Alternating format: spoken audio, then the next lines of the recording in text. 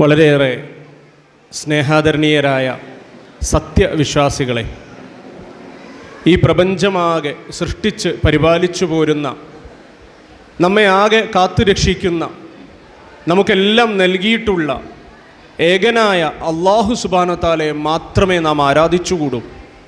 അവനിൽ പങ്കുകാരില്ല. അവൻ്റെ കൽപ്പനകളനുസരിച്ച് അവൻ്റെ പുണ്യ പ്രവാചകൻ മുത്ത് മുഹമ്മദ് മുസ്തഫ സല്ലല്ലാഹു അലൈഹി വസല്ലമയുടെ സുന്നത്തുകൾ കൃത്യമായി പിന്തുടർന്ന് അല്ലാഹു സുബ്ഹാനഹു വ തആലയോട് ഏറ്റവും നന്ദിയുള്ളവരും കടപ്പെട്ടവരുമായി അവൻ്റെ ഏറ്റവും വിനീത വിധേയ ദാസന്മാരായി ഉത്തമരായ മുത്തഖീങ്ങളായി ജീവിക്കണമേ എന്ന് ഈ വേളയിൽ എന്നെയും ഈ കൂടിയിരിക്കുന്ന ഓരോരുത്തരെയും ഓർമ്മപ്പെടുത്തുന്നു. നാം ഇന്നിവിടെ സന്നിധരായിരിക്കുന്നത് അല്ലാഹു സുബ്ഹാനഹു വ തആലയുടെ കൽപ്പനയനുസരിച്ച്, മഹാനായ അന്ത്യപ്രവാചകൻ മുഹമ്മദ് മുസ്തഫ സല്ലല്ലാഹു അലൈഹി വസല്ലമയുടെ സുന്നത്തനുസരിച്ച് ഏറ്റവും പവിത്രമാക്കപ്പെട്ട അത്യുദാത്തമായ ഒരു കർമ്മത്തിന് സാക്ഷ്യം വഹിക്കുന്നതിന് വേണ്ടിയാണ്. അല്ലാഹു സുബ്ഹാനഹു വ തആലയുടെ സൃഷ്ടിപ്പിന് നിദാനമാകുന്ന, കാരണമാകുന്ന, അവൻ്റെ മനുഷ്യ പരമ്പരകൾക്ക് ഭാവിയിലേക്ക് തുടർച്ചയ്ക്ക് വേണ്ടി നമ്മിൽ അവൻ കനിഞ്ഞു നൽകിയിരിക്കുന്ന വിശാലമായ ഒരു കാര്യമാണ് വിവാഹം അഥവാ നിക്കാഹ് എന്നുള്ളത്. ആ നിക്കാഹിന് സാക്ഷ്യം വഹിക്കുന്നതിന് വേണ്ടിയാണ് നാം ഏവരും ഇന്നിവിടെ ഒത്തുചേർന്നിരിക്കുന്നത്. മഹാനായ അന്ത്യപ്രവാചകൻ മുഹമ്മദ് മുസ്തഫ സല്ലല്ലാഹു അലൈഹി വസല്ലമയുടെ സുന്നത്തിൽപ്പെട്ടതാണ് ആളുകൾ കൂടുന്നിടത്ത് തദവസരത്തിലേക്ക് വേണ്ടുന്ന തരത്തിലുള്ള ഉപദേശ നിർദ്ദേശങ്ങൾ നൽകുകയും ആളുകളെ തെക്കുവ കൊണ്ട് ഉപദേശിക്കുകയും ചെയ്യുക എന്നുള്ളത്. ആ സുന്നത്തിൻ്റെ അടിസ്ഥാനത്തിലാണ് ഇത്തരത്തിലുള്ളൊരു സംസാരം നിങ്ങളുടെ മുമ്പാകെ ഇന്ന് നടത്തുന്നത്. ഇൻഷാ അല്ലാഹ് നാം ഇവിടെ കൂടിയത് മുഹമ്മദ് അലി സാഹിബിൻ്റെ മകൻ മുഹമ്മദ് അഫീഫിൻ്റെയും ആ ബുഷർ ജംഹർ എന്നവരുടെ മകൾ ഉഖൈല മറിയത്തിൻ്റെയും നിക്കാഹിന് സാക്ഷ്യം വഹിക്കുന്നതിന് വേണ്ടിയാണ്. ഇന്ന് ഇക്കാലത്ത് പ്രത്യേകിച്ച് നിക്കാഹ് നടക്കുമ്പോൾ നാം അല്ലാഹു സുബ്ഹാനഹു വ തആലയെ ധാരാളമായി സ്തുതിക്കേണ്ടതുണ്ട്. ആളുകൾ നിക്കാഹിൽ നിന്ന് പുറംതിരിഞ്ഞ് നടക്കുന്ന ഒരു കാലഘട്ടത്തിലാണ് നാം ഇന്ന് ജീവിച്ചുകൊണ്ടിരിക്കുന്നത്. പരസ്പരം കൂടിച്ചേരുന്നതിന്, ശാരീരികമായി പങ്കുവെക്കുന്നതിന് നിക്കാഹിൻ്റെ ആവശ്യമില്ല, വിവാഹത്തിൻ്റെ ആവശ്യമില്ല എന്ന് പ്രഖ്യാപിച്ചുകൊണ്ട്, എൻ്റെ ശരീരം എൻ്റെ സ്വാതന്ത്ര്യം എന്ന് പ്രഖ്യാപിച്ചുകൊണ്ട് കുത്തഴിഞ്ഞ പാശ്ചാത്യ സംസ്കാരത്തിൻ്റെ വ്യവസ്ഥിതിയുടെ പുറകെ പോകുന്ന ഒരു കാലഘട്ടത്തിലാണ് നാം ജീവിച്ചുകൊണ്ടിരിക്കുന്നത്. ആ വേളയിൽ ഇത്തരമൊരു നിക്കാഹ് എന്ന് പറയുന്നത് അല്ലാഹു സുബ്ഹാനഹു വ തആലയുടെ മഹത്തായ അനുഗ്രഹം തന്നെയാണ് എന്ന കാര്യത്തിൽ യാതൊരു തർക്കവുമില്ല. അതിനനുസൃതമായ സന്താനങ്ങളെ ലഭ്യമായിരിക്കുന്നു എന്നതിന് മുഹമ്മദ് അലി സാഹിബിനും അതുപോലെ തന്നെ ബുഷർ സാഹിബിനും അല്ലാഹു സുബ്ഹാനഹു വ തആലയ്ക്ക് ധാരാളമായി സ്തുതി അർപ്പിക്കാവുന്നതുമാണ്. ഒരു വിവാഹം എന്നുള്ളതിനെ സംബന്ധിച്ച് പരിശുദ്ധ ഖുർആനിൽ അല്ലാഹു സുബ്ഹാനഹു വ തആല പറഞ്ഞിട്ടുള്ളത് അത് അവൻ്റെ ആയത്തുകളിൽ പെട്ടതാണ് എന്നാണ്. ഖുർആനിലെ 30-ാമത്തെ അധ്യായം സൂറത്ത് റൂമിലെ 21-ാമത്തെ ആയത്തിൽ അല്ലാഹു സുബ്ഹാനഹു വ തആല പറഞ്ഞിട്ടുണ്ട്, വമിൻ ആയാതിഹി അൻ ഖലഖലകും മിൻ അൻഫുസികും അസ്വാജൻ ലിതസ്കുനു ഇലൈഹാ. ഇത് അല്ലാഹു സുബ്ഹാനഹു വ തആലയുടെ ആയത്തുകളിൽ പെട്ടതാണ്. വമിൻ ആയാതിഹി, അവൻ്റെ ദൃഷ്ടാന്തങ്ങളിൽ പെട്ടതാണ്. രാപ്പകലുകൾ മാറി മാറി വരുന്നത് അവൻ്റെ ദൃഷ്ടാന്തമാണ്. ഈ പ്രപഞ്ചമാകെ സൃഷ്ടിച്ചു വെച്ചിരിക്കുന്നത് പ്രപഞ്ചത്തിലാകെ അവൻ്റെ ദൃഷ്ടാന്തങ്ങളാണ്. ആ ദൃഷ്ടാന്തങ്ങളിൽ പെട്ടതിൽ വെച്ച് ഏറ്റവും ഉത്കൃഷ്ടമായ, മനുഷ്യന് ഏറ്റവും അനുഭവേദ്യമായിട്ടുള്ള ഒരു ദൃഷ്ടാന്തത്തെ സംബന്ധിച്ചാണ് അല്ലാഹു സൂറത്ത് റൂമിലൂടെ നമ്മോട് സംവദിക്കുന്നത്. വമിൻ ആയാതിഹി, അവൻ്റെ ദൃഷ്ടാന്തങ്ങളിൽ പെട്ടതാണ്. അൻ ഖലഖലകും, അവൻ സൃഷ്ടിച്ചിരിക്കുന്നു. മിൻ അൻഫുസിക്കും, നമ്മിൽ നിന്ന് തന്നെ, അസ്വാജൻ, ഇണകളെ സൃഷ്ടിച്ചിരിക്കുന്നു. അഥവാ അല്ലാഹു സുബ്ഹാനഹു വ തആല നമ്മെ പരസ്പരം ഇണകളായിക്കൊണ്ടാണ് സൃഷ്ടിച്ചിരിക്കുന്നത്. എന്നിട്ട് പറഞ്ഞു, ലിതസ്കുനു ഇലൈഹാ, നിങ്ങൾക്ക് അനുവദിക്കപ്പെട്ട ഇണകളിലേക്ക് നിങ്ങൾ മടങ്ങുക, നിങ്ങൾക്ക് നൽകപ്പെട്ടിരിക്കുന്ന ഇണകളിലേക്ക് നിങ്ങൾ മടങ്ങുക. എങ്കിൽ വജഅല ബൈനക്കും, അല്ലാഹു നിങ്ങൾക്ക് പ്രദാനം ചെയ്യുന്നതാണ് മവദ്ദത്തം വറഹ്മ, കാരുണ്യത്തിൽ അധിഷ്ഠിതമായ ഒരു പ്രണയം, ഒരു മുഹബ്ബത്ത്, ഒരു വല്ലാത്ത ഇഷ്ടം ആ അല്ലാഹു സുബ്ഹാനഹു വ തആല നമുക്ക് പ്രദാനം ചെയ്യുമെന്നാണ്. ലിതസ്കുനു ഇലൈഹ എന്നുള്ളതിന് തഫ്സീറിൽ ധാരാളം അർത്ഥങ്ങൾ നമുക്ക് കാണാൻ സാധിക്കും. നിങ്ങൾ അവരിലേക്ക് മടങ്ങുമ്പോൾ നിങ്ങൾക്കുണ്ടാകുന്ന ഒരു സമാധാനത്തെ സംബന്ധിച്ചാണ് നമ്മോട് പറയുന്നത്. നാം ഒരാളിലേക്ക് മാത്രം ഒതുങ്ങുന്ന സമയത്ത് അല്ലാഹു സുബ്ഹാനഹു വ തആല പറഞ്ഞിട്ടുണ്ട്, വിവാഹം എന്നുള്ളത് മനുഷ്യനെ ഒരുപാട് തിന്മകളിൽ നിന്ന് കരകയറ്റുന്നതിന് വേണ്ടി അവൻ നൽകിയിരിക്കുന്ന ഒന്നാണ്. റസൂലുള്ളാഹി സ്വല്ലല്ലാഹു അലൈഹി വസല്ലമയുടെ ഹദീസിൽ നമുക്ക് മനസ്സിലാക്കാൻ സാധിക്കും, വിവാഹം ചെയ്യുന്നവനെ കണ്ട് ശൈത്താൻ വല്ലാതെ പ്രയാസപ്പെടും എന്നുള്ളത്. എന്തുകൊണ്ടാണ് ശൈത്താൻ പ്രയാസപ്പെടുന്നത്? മനുഷ്യനെ അവൻ്റെ ഇണയിലേക്ക് ഒതുക്കിക്കൊണ്ട് കുത്തഴിഞ്ഞ വ്യഭിചാരങ്ങളിൽ നിന്ന്, മറ്റ് അനാശാസ്യങ്ങളിൽ നിന്ന് അവനെ നിയന്ത്രിച്ചുകൊണ്ട്, അവനെ പിടിച്ചു നിർത്തിക്കൊണ്ട് അവൻ്റെ കുടുംബപരമായ ജീവിതത്തിലേക്ക് അവനെ ഒതുക്കിക്കൊണ്ടുവരുന്നതിന് ഉപയോഗപ്പെടുത്തുന്ന ഒന്നാണ് നിക്കാഹ് എന്നുള്ളത്. അതുകൊണ്ട് തന്നെയാണ് ഇത് ഏറ്റവും ഉത്കൃഷ്ടമാണ് എന്ന് അല്ലാഹു സുബ്ഹാനഹു വ തആല നമ്മോട് പറഞ്ഞിരിക്കുന്നതും. ലിതസ്കുനു ഇലൈഹ, നിങ്ങൾ അവളിലേക്ക്, അവൻ നിങ്ങളിലേക്ക് മടങ്ങുമ്പോൾ എന്തുണ്ടാകുന്നു? നിങ്ങൾക്ക് വല്ലാത്തൊരു അനുഭൂതി ഉണ്ടാകുന്നു. ആ അനുഭൂതിക്ക് അല്ലാഹു സുബ്ഹാനഹു വ തആല വെച്ചിരിക്കുന്ന പദം വജഅല ബൈനക്കും മവദ്ദതൻ വറഹ്മ എന്നാണ്. കാരുണ്യത്തിൽ അധിഷ്ഠിതമായൊരു പ്രണയമുണ്ടാകും. രണ്ട് മനുഷ്യർ കൂടിയാൽ, ഒരാണും ഒരു പെണ്ണും കൂടിയാൽ പ്രണയമുണ്ടാകും എന്ന കാര്യത്തിൽ തർക്കമില്ല. പരസ്പരം ഇഷ്ടമുണ്ടാകുന്ന ഒരവസ്ഥയിലാണ് അള്ളാഹു നമ്മെ സൃഷ്ടിച്ചിരിക്കുന്നത്. എന്നാൽ കാരുണ്യത്തിൽ അധിഷ്ഠിതമായ ഒരു ഇഷ്ടത്തെ സംബന്ധിച്ചാണ് അള്ളാഹു സുബ്ഹാനഹു വ തആല ഇവിടെ പ്രതിപാദിക്കുന്നത്. നമുക്കറിയാം, സൗന്ദര്യമുള്ള കാലത്ത്, സമ്പത്തുള്ള കാലത്ത്, ആരോഗ്യമുള്ള കാലത്ത് പരസ്പരം ഇഷ്ടമുണ്ടാകും, യാതൊരു തർക്കവുമില്ല. എന്നാൽ ഇത് നഷ്ടപ്പെടുന്ന ഒരു ഘട്ടമുണ്ടാകും. ഒരു പക്ഷെ വാർദ്ധക്യത്തിൽ, അല്ലെങ്കിൽ അകാലമായി അപകടങ്ങൾ സംഭവിച്ചാൽ, അല്ലെങ്കിൽ അകാലമായി രോഗങ്ങൾ സംഭവിച്ചാൽ ഒക്കെയും ഇത് നഷ്ടപ്പെടുന്ന ഒരു ഘട്ടമുണ്ടാകും. അങ്ങനെയുള്ള ഘട്ടത്തിലും ഇണകൾ പരസ്പരം ഒരു ശരീരമായിക്കൊണ്ട് അവരുടെ പരസ്പരമുള്ള അനുഭവങ്ങൾ ഒരൊറ്റ അനുഭവമായിക്കൊണ്ട് പങ്കിട്ട് ജീവിതത്തെ മുന്നോട്ട് കൊണ്ടുപോകണം എന്നാണ് അല്ലാഹു സുബ്ഹാനഹു വ തആല ഉദ്ദേശിക്കുന്നത്. അത് നിങ്ങൾ പരസ്പരം അടുത്താൽ, അള്ളാഹുവിനെ സാക്ഷി നിർത്തിക്കൊണ്ട് അടുത്താൽ, അള്ളാഹു അവരിലേക്ക് ചൊരിഞ്ഞു തരുന്ന ഒന്നാണ് മവദ്ദതൻ വറഹ്മ, കാരുണ്യത്തിൽ അധിഷ്ഠിതമായ ഒരു പ്രണയം. അപ്പോൾ ഇന്നിവിടെ വിവാഹം ചെയ്യാനിരിക്കുന്ന മുഹമ്മദ് അഫീഫിനും അതുപോലെ തന്നെ ഉഖൈല മറിയത്തിനും ഈ ഒരു നിമിഷം കഴിഞ്ഞാൽ, ഇവിടെ അവരുടെ നിക്കാഹ് കഴിഞ്ഞാൽ, ഇനി അവർ രണ്ട് ശരീരമല്ല, രണ്ട് മനസ്സല്ല, ഒരു മനസ്സും ഒരു ശരീരവുമാണ്.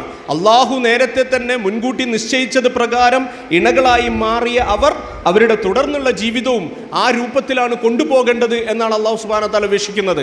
അതുകൊണ്ടാണ് ഇന്ന ഫീ ദാലിക ലആയാതിൻ ലിഖൗമിൻ യതഫക്കറൂൻ എന്ന് പറഞ്ഞത്. ചിന്തിക്കുന്ന ആളുകൾക്ക് ഇതിൽ വലിയ ദൃഷ്ടാന്തമുണ്ട്. അള്ളാഹു അത് വീണ്ടും ആവർത്തിച്ച് പറഞ്ഞതാണ്. വമിൻ ആയാത്തിഹി എന്ന് പറഞ്ഞതോടൊപ്പം തന്നെ ഇന്ന ഫീ ദാലിക ആയാത്ത് എന്നാണ് പറഞ്ഞിട്ടുള്ളത്. വീണ്ടും അവൻ തുടർന്ന് പറയുകയാണ്, അതിൽ ചിന്തിക്കുന്ന ആളുകൾക്ക് വലിയ ദൃഷ്ടാന്തമുണ്ട്. അപ്പൊ ചിന്ത കൊടുത്ത് മനസ്സിലാക്കുന്ന ആളുകൾക്ക് മനസ്സിലാകും, നിക്കാഹ് എന്നത് ഒരു കേവലമായ ചടങ്ങല്ല, രണ്ട് മനുഷ്യർ ഒന്നായിത്തീരുന്ന ഒരു വലിയ പ്രതിഭാസമാണ്. അതുകൊണ്ട് തന്നെയാണ് സൂറത്ത് ബഖറയിൽ 187 ആയത്തിൽ അല്ലാഹു സുബ്ഹാനഹു വ തആല പറഞ്ഞത്, ഹുന്ന ലിബാസുല്ലക്കും വ അൻതും ലിബാസുല്ലഹുന്ന, നിങ്ങൾ അവരുടെ വസ്ത്രവും അവർ നിങ്ങളുടെ വസ്ത്രവുമാകുന്നു എന്നാണ്. വസ്ത്രം എന്നുള്ളത് നമുക്കറിയാം, കേവലമായ വസ്ത്രം എന്നതിലപ്പുറം വസ്ത്രം ധാരാളമായി നമുക്ക് ഉപയോഗപ്പെടുന്നു.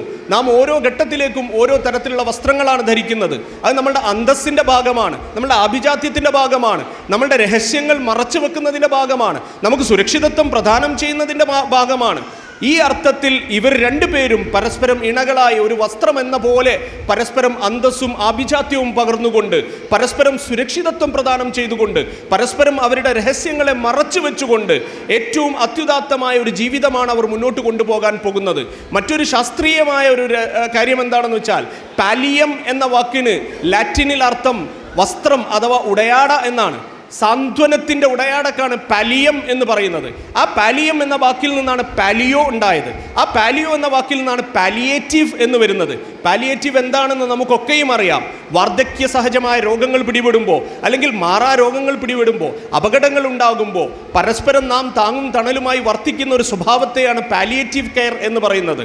ഒരാണും പെണ്ണും കൂടി നിക്കാഹിലൂടെ കൂടിച്ചേർന്നാൽ, അവർ ദമ്പതികളായി മാറിയാൽ, അവർ ഇണകളായി മാറിയാൽ, മവദ്ദതൻ വറഹ്മ അല്ലാഹു സുബ്ഹാനഹു വ തആല ഇട്ടുകൊടുത്താൽ, അവർ ഹുന്ന ലിബാസുല്ലക്കും വ അൻതും ലിബാസുല്ലഹുന്ന ആയി മാറുന്നു. അവർ ഒരാളുടെ പാലിയവും മറ്റേയാൾ അയാളുടെ പാലിയവുമായി മാറുന്നു. അപ്പോൾ ഒരു പുതപ്പ് പോലെ, സാന്ത്വനത്തിൻ്റെ പുതപ്പ് പോലെ അവർ പരസ്പരം അവരുടെ ജീവിതത്തിൽ മുന്നോട്ട് പോകുന്നു. എനിക്കിവരോട് പറയാനുള്ളത്, നാളെ നിങ്ങൾ ജീവിതം ആരംഭിക്കുന്ന സമയത്ത് നിങ്ങളുടെ ഇടയിൽ ധാരാളമായി നന്മകളും മോശമായ അവസ്ഥകളും ഉണ്ടാകും. അഥവാ എല്ലാത്തിനും പോസിറ്റീവും നെഗറ്റീവും ഉണ്ടാകും.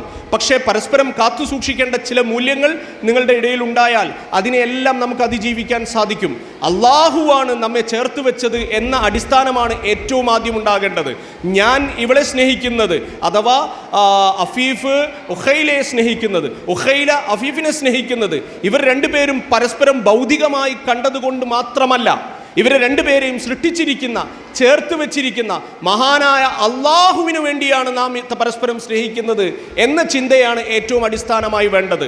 നമ്മെ രണ്ടുപേരെയും ചേർത്ത് വെച്ചിരിക്കുന്നത് അള്ളാഹുവാണ് എന്ന സത്യമാണ്.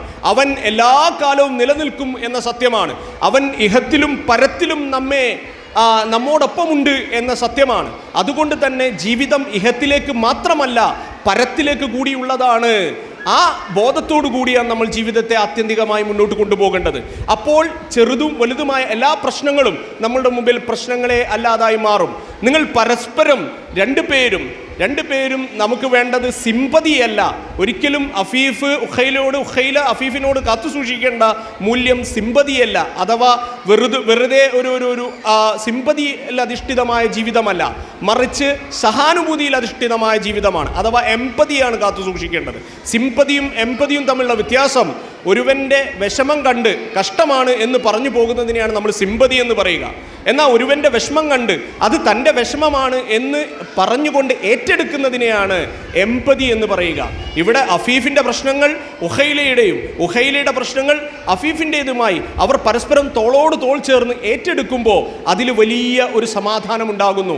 റസൂലുള്ളാഹി സ്വല്ലല്ലാഹു അലൈഹി വസല്ലം പഠിപ്പിച്ചു തന്നു, നിങ്ങൾ പരസ്പരം ഒരു കാരണവശാലും പുറത്തു വെച്ച് തർക്കിക്കരുത്. നിങ്ങൾ തമ്മിലുള്ള അഭിപ്രായ വ്യത്യാസങ്ങൾ നിങ്ങളുടെ മുറിയിൽ, നിങ്ങളുടെ സ്വകാര്യതകളിൽ മാത്രം ചർച്ച ചെയ്യേണ്ടതാണ്. നിങ്ങൾ തമ്മിൽ ഉണ്ടായിരിക്കേണ്ടത് ഒരിക്കലും അഡ്ജസ്റ്റ്മെൻ്റ് അല്ല, മറിച്ച് അണ്ടർസ്റ്റാൻഡിംഗ് ആണ്. അഡ്ജസ്റ്റ്മെൻറ്റും അണ്ടർസ്റ്റാൻഡിങ്ങും തമ്മിൽ വലിയ വ്യത്യാസമുണ്ട്. ഒരിക്കലും അഡ്ജസ്റ്റ്മെൻറ്റ് നമുക്ക് ആവശ്യമില്ല, നമുക്ക് വേണ്ടത് അണ്ടർസ്റ്റാൻഡിംഗ് ആണ്. അഫീഫ് എന്താണെന്ന് മനസ്സിലാക്കി ഉഖൈല പെരുമാറുന്നു, ഉഖൈല എന്താണെന്ന് മനസ്സിലാക്കി അഫീഫ് പെരുമാറുന്നു. അതുപോലെ തന്നെ ഒഴിവാക്കപ്പെടേണ്ട, തിരസ്കരിക്കപ്പെടേണ്ട സ്വഭാവങ്ങളെക്കുറിച്ചും അള്ളാഹിൻ്റെ റസൂൽ നമ്മെ പഠിപ്പിച്ചിട്ടുണ്ട്. ഒരിക്കലും നമ്മൾ പരസ്പരം മറ്റാളുകളുമായിട്ട് താരതമ്യത്തിന് ഇടയാക്കരുത്.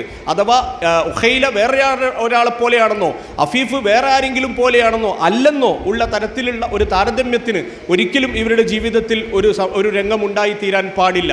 എങ്കിൽ ഏറ്റവും സുദൃഢമായ ഒരു ജീവിതമായി ഇവരുടേത് മാറും.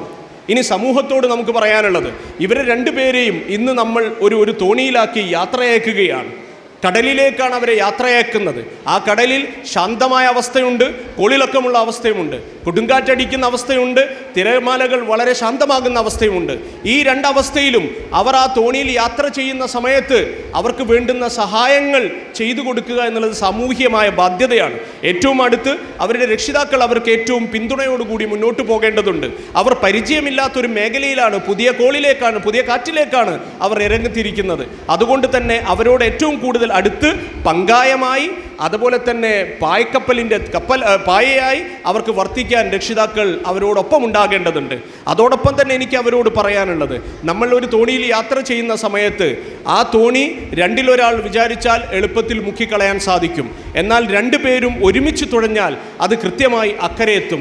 ആ അക്കരെ എന്നുള്ളത് അല്ലാഹു സുബ്ഹാനഹു വ തആലയുടെ അനുഗ്രഹത്താൽ, അല്ലാഹു സുബ്ഹാനഹു വ തആലയുടെ തർലാഹ് എന്ന് പറയുന്ന പ്രീതി കാംക്ഷിച്ചുകൊണ്ടുള്ള ഒരു കരയാണ് എന്നത് നമ്മൾ മനസ്സിലാക്കുക. ആ കര പറ്റാൻ അല്ലാഹു സുബ്ഹാനഹു വ തആല ഇവർക്ക് രണ്ടുപേർക്കും തൗഫീക്ക് നൽകി അനുഗ്രഹിക്കുമാറാകട്ടെ. നമ്മൾ ഇന്നിവിടെ കൂടിയിരിക്കുന്നത് ഇവർക്ക് വേണ്ടി ദുആ ചെയ്യാനും കൂടിയാണ്. അള്ളാഹിൻ്റെ റസൂൽ നമ്മെ പഠിപ്പിച്ചു, ഇവർക്ക് രണ്ടുപേർക്കും ദുആ ചെയ്യേണ്ടതുണ്ട്. ഇവരുടെ ജീവിതത്തിൽ, ഇവരുടെ ഭാവി ജീവിതത്തിൽ അവർക്കും അവരിലൂടെ ജനിക്കാനിരിക്കുന്ന സന്താനങ്ങൾക്കും ഈ ഭാവിയുടെ തലമുറകളിലേക്ക്, നന്മയിലേക്ക് അവർ ഉയർന്നു വരേണ്ടതുണ്ട്. അതിനുവേണ്ടി അവർക്ക് വേണ്ടി ദുആ ചെയ്യാൻ നമ്മുടെ അള്ളാഹിൻ്റെ റസൂൽ പഠിപ്പിച്ചു തന്നിട്ടുണ്ട്. ആ ദുആ എങ്ങനെയാണ്? ബാറക്കല്ലാഹു ലക്കുമാ വബാറക അലൈക്കുമാ വജമാ ബൈനക്കുമാ ഫി ഖൈർ.